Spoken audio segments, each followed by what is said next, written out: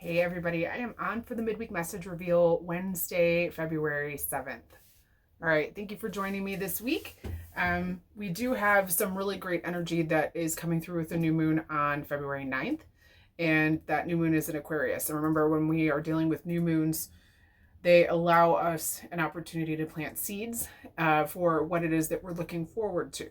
And with each full moon is when we're releasing. So what is it that you've released in the last 2 weeks that now is giving us some space so we can plant some seeds for the things that we're really looking forward to? We've had planets that have moved from Capricorn into Aquarius, and we're feeling a lot of movement as far as the fact that there are no planets in retrograde for the next couple months. So this is a great time for you to start focusing on yourself and focusing on the things that you want. And Aquarius energy in this moon is all about being as authentic as possible. Where is it that you're playing it small? Where is it that you're not doing what you normally would be doing? Like where are you covering up? Are you people pleasing? Are you putting yourself in a situation that you're staying in just for the sake of staying in it, and you're not really living your truth or your passion? Where can you allow yourself to kind of break down some of the walls that you've built up around yourself? Is the theme. All right, so I'm going to jump right into the cards. And as always, if you would like to work with me, would love to work with you in a detailed reading. So go ahead and check my website. All right.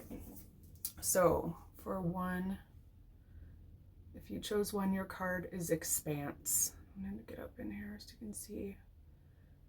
Now, what's going on with you, one, I feel a lot happening in the throat and the ears, even almost like kind of like an allergy sort of feeling.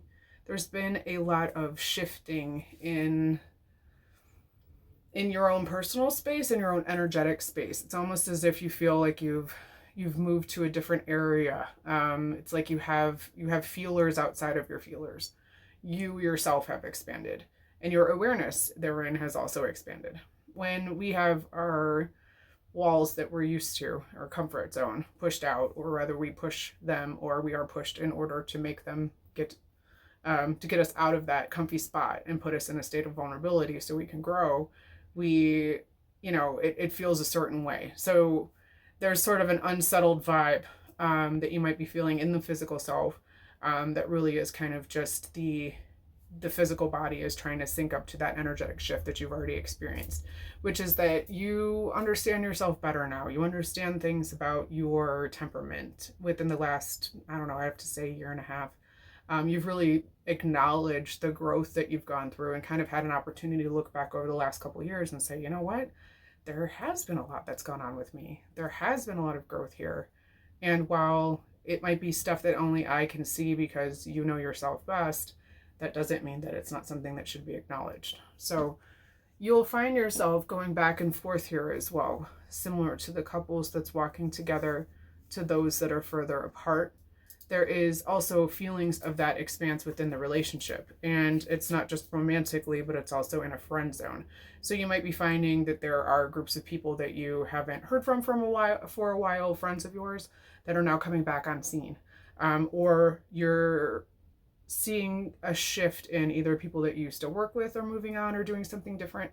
So that shift in the physical and the relational aspect is definitely on point and in the front of what you're experiencing about your relationships with other people.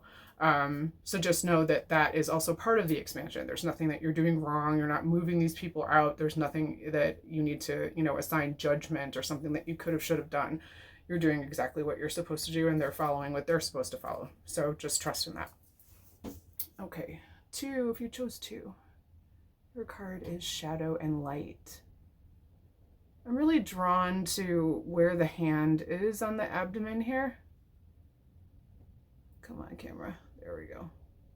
Floating out in the cosmos. 2, a lot that's been happening with you is all about your worth and your sense of who you are and what you're going to tolerate and put up with. And some of it is a back and forth game. It feels like just like shadow and light, light and dark. You need to have the bad and the good and the good and the bad in order to really appreciate the depths of things. This isn't a lesson that you need to learn again. It's more like there's layers in this, in the process of really understanding what it means to be grateful for what you have. So some of it and how to show gratitude for others, whether it's through, you know, the support or service that they give, or your own interactions, you know, with someone who genuinely brings an energetic vibe that allows you to kind of have a perspective shift or a mood shift, right? And what you're experiencing is a deepening of the gratitude for scenarios and situations with other people. A lot of this has to do with the structure of others, which is very Aquarian, and the way in which, you know, society has kind of schooled us to act and be.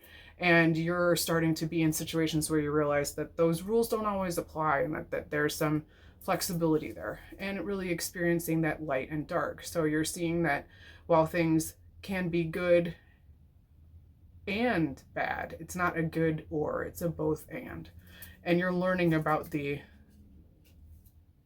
subtlety of the both and truly understanding that when things aren't great or going your way, that is not that has nothing to do necessarily with you. You haven't done anything in order to. It's not a tit for tat kind of, you know, instant karmic slap kind of shit. It's nothing like that. It's more that you're starting to understand that there's an ebb and flow, and that being in a state of non-reactivity, because things will change, and that's the number one thing that we know will happen, is kind of how it's going down. Okay. All right. And 3, if you chose 3, your card is Crystal Visions.